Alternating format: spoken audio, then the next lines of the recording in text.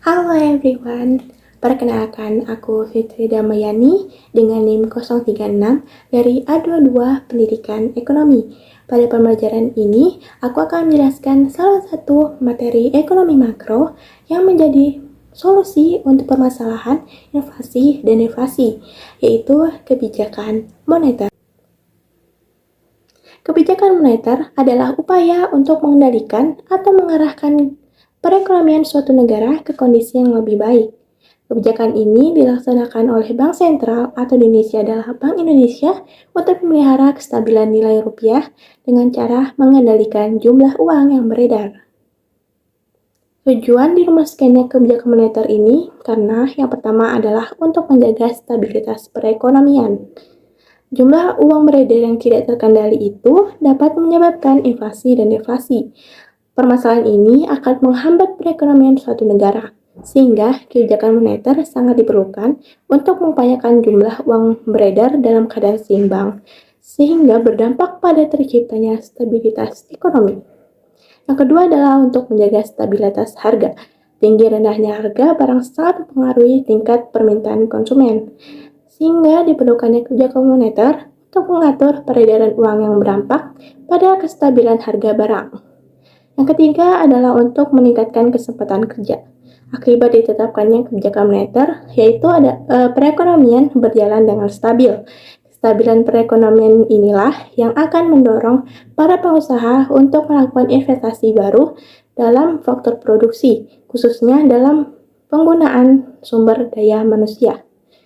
Yang terakhir adalah untuk memperbaiki posisi neraca perdagangan dan neraca pembayaran yang defisit. Dalam hal ini, Bank Sentral memiliki dua cara atau dua jenis kebijakan moneter. Yang pertama adalah kebijakan moneter ekspansif. Kebijakan moneter ekspansif disebut juga kebijakan uang longgar atau easy money policy, yang merupakan langkah atau kebijakan Bank Sentral untuk menambah jumlah uang yang beredar. Yang pertama dapat dilakukan dengan menurunkan tingkat suku bunga dalam kebijakan diskonto. Yang kedua adalah menurunkan cadangan kas dalam kebijakan kas rasio.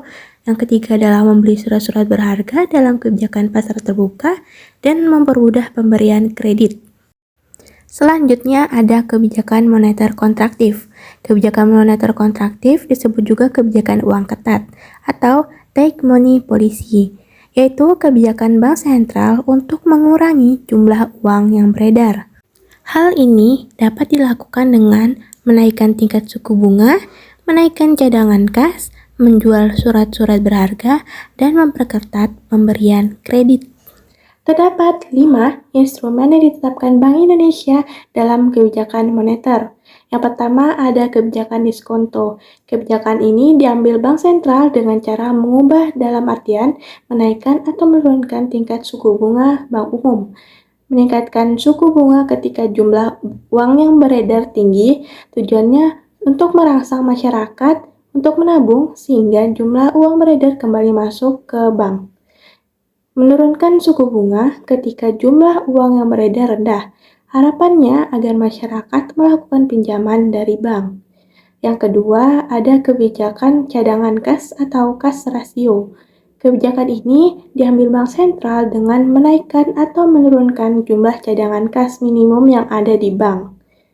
Meningkatkan jumlah cadangan kas ketika terjadi inflasi. Tujuannya untuk mengurangi kemampuan bank dalam meminjamkan kredit kepada masyarakat.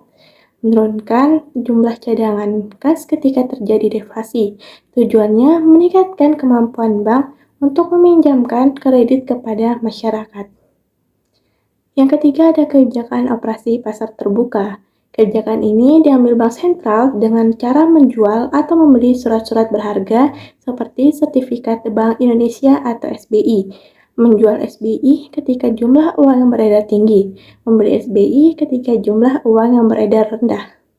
Yang keempat ada kebijakan kredit selektif. Kebijakan ini dapat diambil oleh Bank Sentral pada saat ekonomi sedang mengalami gejala inflasi.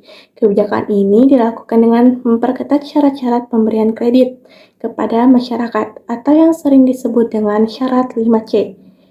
Karakter, capacity, collateral, capital, dan condition.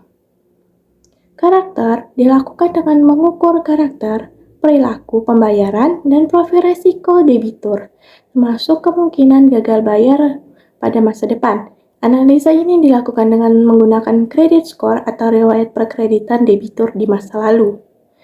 Selanjutnya adalah capacity, bertujuan untuk mengukur kapasitas atau kemampuan calon debitur dalam memenuhi kewajibannya kelak.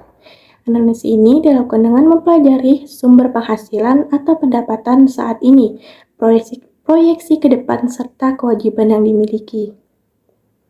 Kapital atau kecukupan modal yang dimiliki calon debitur untuk melakukan usaha atau bisnisnya.